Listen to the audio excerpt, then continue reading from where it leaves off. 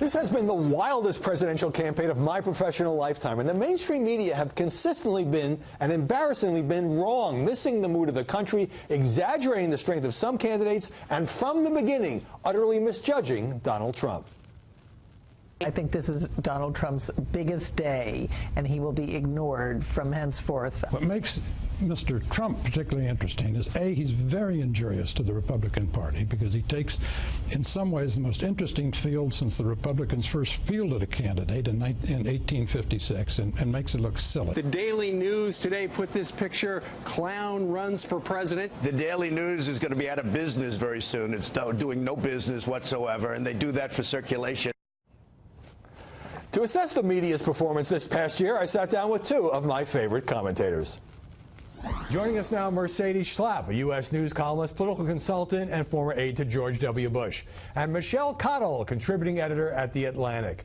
So looking back in the seemingly endless campaign, all those months in which the media dismissed and denied and mocked and minimized Donald Trump's candidacy, was this one of the worst media misjudgments ever? Oh, absolutely. I think that the media needs to get out of the prediction game.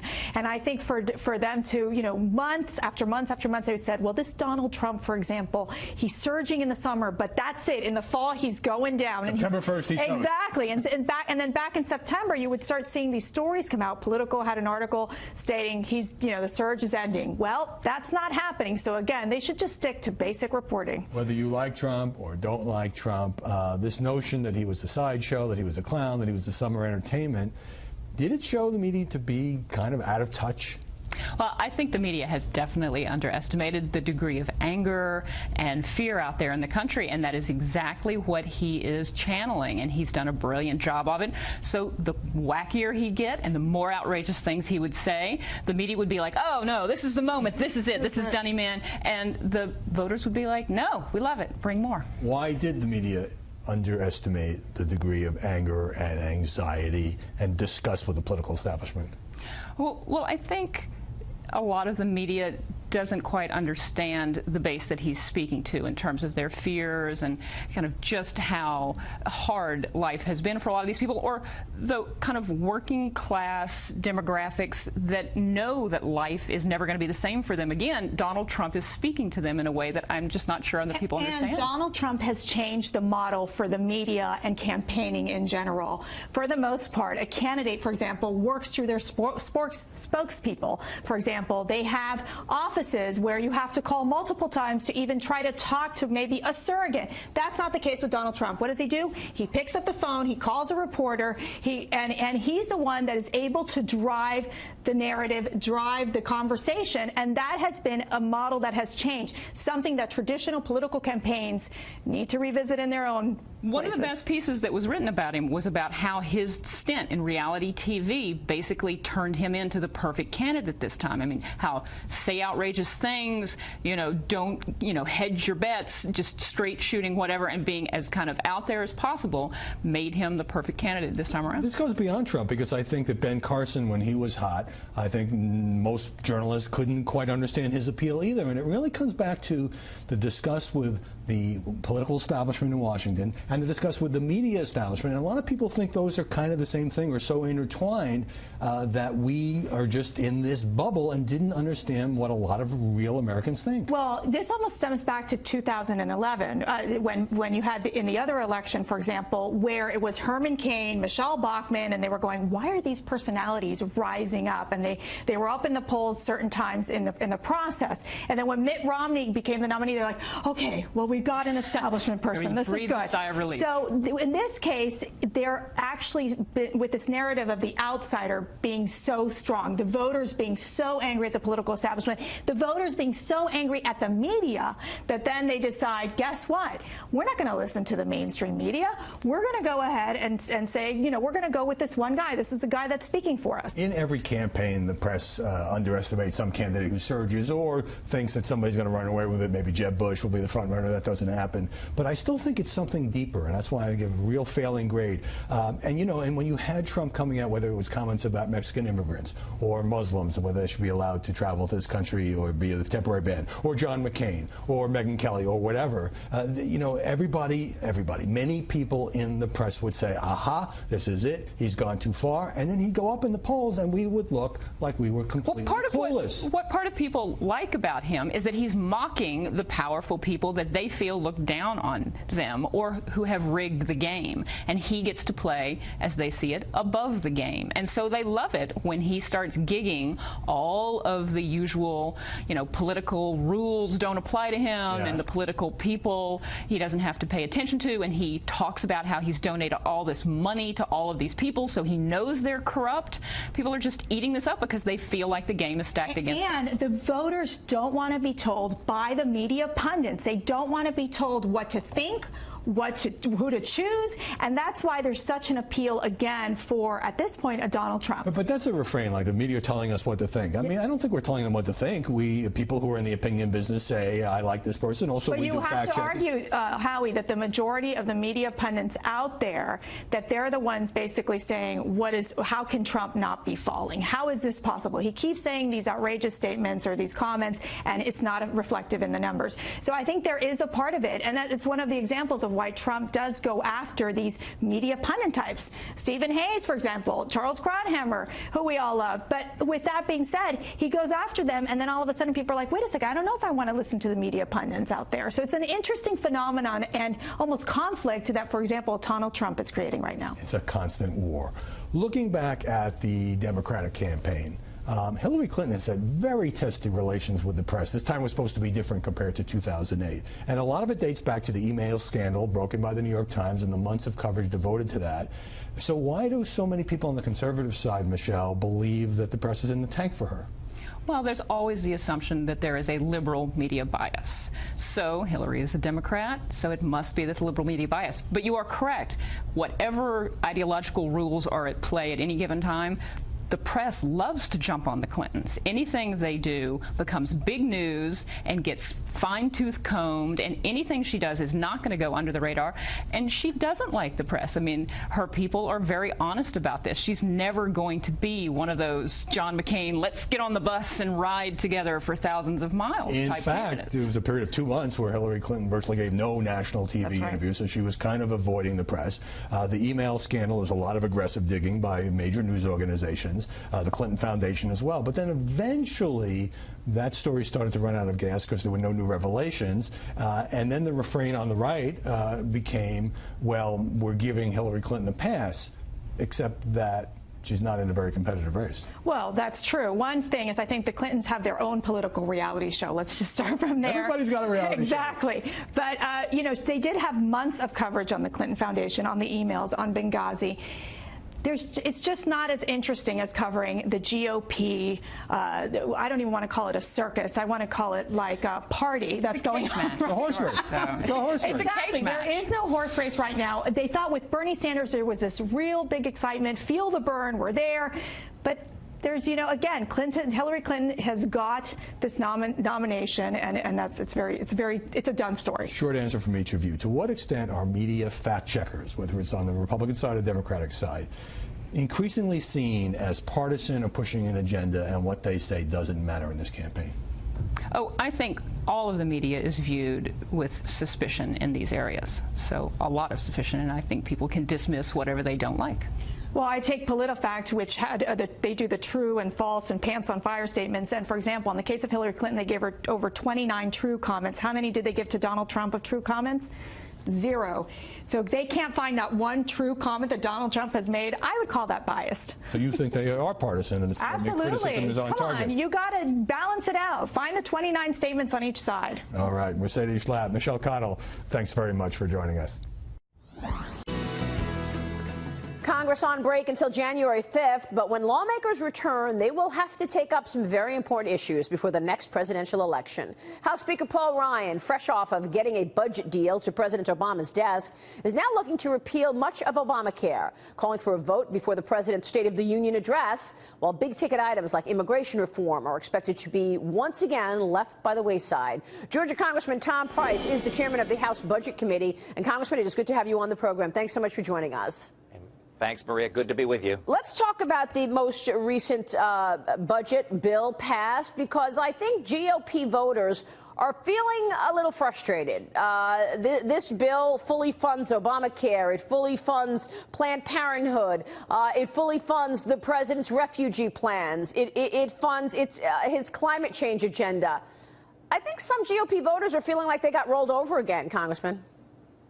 Well, a lot of the information that you hear is in fact not correct. Now, this wasn't a grand deal by any means, but the fact of the matter is that in the bill that was passed, it was about $1.1 trillion in spending for the next fiscal year, which is less than the spending that occurred in 2008 on the discretionary side.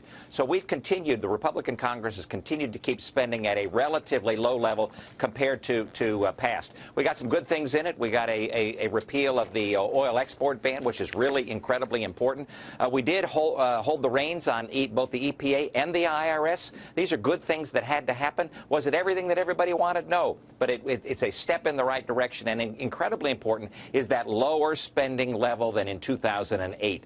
Most people don't appreciate that. That hasn't been reported by the news to a significant degree. But we're holding the reins on spending, and we look forward to next year where we can truly put in place some positive reforms. Yeah, and even though, you know, it does fully fund the list of items that I mentioned at the top of this interview, you did get defense spending up. How tough was that? Incredibly difficult, but we got defense spending up because, look, this is a very dangerous world, and what we're trying to do is provide the resources for the Department of Defense so that they can protect us in a positive way. But the fact of the matter is we've got divided government. We've got a president that isn't interested in working with Congress, and we've got folks in the Senate, Harry Reid and his colleagues in the Senate, who aren't interested in bringing about any real positive reform. So this was a negotiation. Yes, again, it wasn't everything that everybody wanted it to be, but the lower spending level, the higher defense level, the ending of the taxes, many of the taxes in Obamacare, these are good things, and they will put us on a path, I believe, to be able to put in place some positive reforms, or at least pass positive things in the House so that the American people can see the contrast between the folks that are trying to solve the problem and the folks that are getting in the way. That's what 2016 is going to be all about. Yeah, Congressman, you make a lot of good points, and I want to talk more about 2016, and in particular Obamacare and these taxes. Why push them out? But we'll talk about that coming up. Congressman Price, please stay with us. First, though, we want to get more on this bipartisan budget deal. It's just the beginning of Congress overcoming divisions to pass legislation, or will lawmakers revert to their old ways and accomplish very little in the new year? Fox News senior correspondent Eric Shawn joins us with that angle. Eric, good morning to you. Good morning, Maria, and good morning, everyone. It's a new year, and Speaker Paul Ryan promises a renewed Republican agenda. But with congressional approval ratings in the basement, Congress has nowhere to go but up. I do want to thank Congress for ending the year on a high note.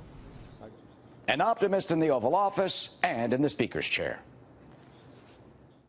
Next year, we're going to do things differently. Next year, when we have a fresh start, we're doing things differently, because I don't think this is the way that we should be governing.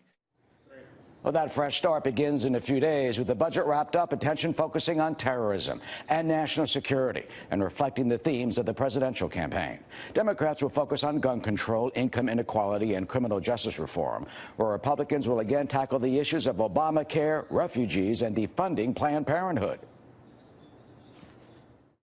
We owe the country a better agenda, a better way forward. We owe the country a fresh approach, a new plan, and that's what we're going to do. But Speaker Ryan does have his work cut out for him. The Rio Clear Politics average has congressional approval at only 13%, but that is not the lowest ever. In February 2014, Congress hit a rock-bottom 6% approval rating in one poll, meaning it has only been improving. And even the president, not known for his endorsement of congressional Republicans, was praising them and their new boss for finding some common ground despite the anger of some conservative members. I think it's a good working relationship. We recognize that we disagree on a whole bunch of other stuff, but perhaps because even before he was elected he had worked on Capitol Hill, I think he is respectful of the process and respectful of how legislation works. Well, the key test of the atmosphere on Capitol Hill comes on January 12th. That will be President Obama's last State of the Union, which in itself already puts many congressional Republicans in a much better mood. Maria? Yeah, that's true, Eric. Thank you so much. More now with House Budget Committee Chairman Tom Price. Congressman, what about that? Look into 2016 for us right now. What are the spending priorities from your standpoint? Well, at the Budget Committee, what we're going to do is put forward a positive budget that solves the challenges that we face, that balances within a 10-year period of time, saves trillions of dollars, gets us on a path to paying off the debt and not raising taxes. That's what the American people want. And in so doing, we'll identify the large areas where we need to reform programs. So saving and strengthening, securing Medicare and Social Security and Medicaid, putting in place an energy policy that makes us energy independent, and then recognizing the incredible importance of providing for the national defense. This is, again, a very dangerous world, and we've got to make certain that our men and women who stand in harm's way have all of the resources and equipment that they need to be able to protect us. What else specifically do we need in terms of defense spending right now? Well, I think the latitude at the Defense Department is what's needed. Right now, we've increased defense spending significantly, but there's a big hole to fill. In the budget agreement that was reached in 2011, over $1 trillion was taken out of the Defense Department over a 10-year period of time. It's a huge amount of money, and it's not that the Defense Department can't get leaner and meaner, and they can, and the generals understand and appreciate that, as does the Secretary. But what we need to do is be able to have the flexibility to use the resources within the Defense Department so they can respond in a way that best protects the American people. Congressman, let me ask you about just getting bills across the finish line. I mean, you just mentioned a number of people that you're working with that are resistant, reluctant to get legislation passed. I mean, you can have a great plan, but if you can't get it across the finish line and you can't bring people together, it's no plan at all. So how confident are you that we will have agreement on some of this important legislation that's still to be done? Well, I think expectations are appropriately kept at a modest level. We've got new leadership in the House of Representatives with Speaker Ryan, and I'm very excited about that because Speaker Ryan is one of those individuals who understands and appreciates the importance of putting forward positive solutions for the American people, whether it's in the area of tax reform or health reform, a true replace bill for the repeal and replace, energy policy, welfare reform that builds on the successes of the 1990s, and then, again, the national security.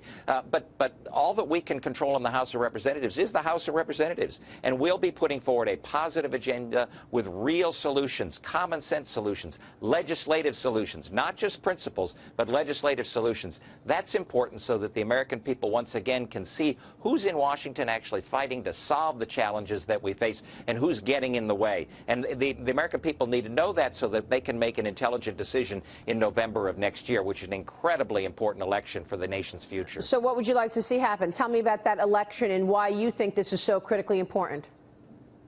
Well, we've had an administration now in place 7 years, 8 years at that time, who have clawed so much power and authority away from the other branches of government. This is an administration, a president and an administration that the American people understand and appreciate, know that they have usurped more of the authority, the Article 1, the legislative authority in the United States, and that our system doesn't work that way.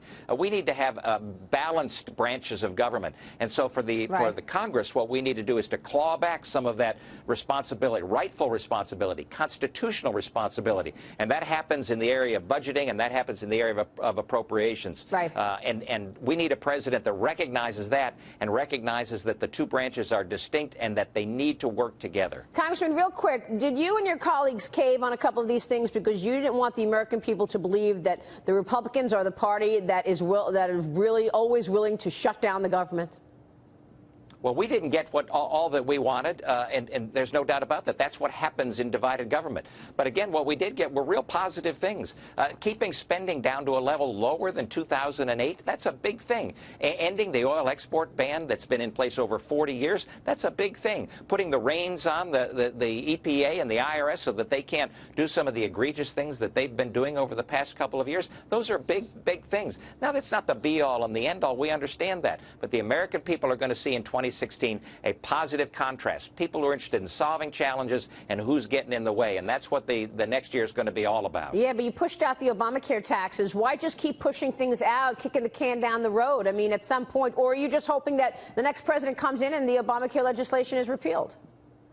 Well, that's what's going to need to happen, because the American people understand and appreciate that the health care system is moving in a direction that they don't want or recognize. Yeah. It's lowering the quality of care. It's decreasing access to care. It's increasing the costs of care, decreasing choices. That's not what the American people want. So we need a president that will assist us, help us to repeal and replace Obamacare and move in the direction of patient-centered health care, where patients and families and doctors are making medical decisions, not Washington, D.C. Understood. Congressman, good to have you on the program this morning. Thanks so much. Thanks so much, Maria. Happy New Year. And to you. We'll see you soon, sir.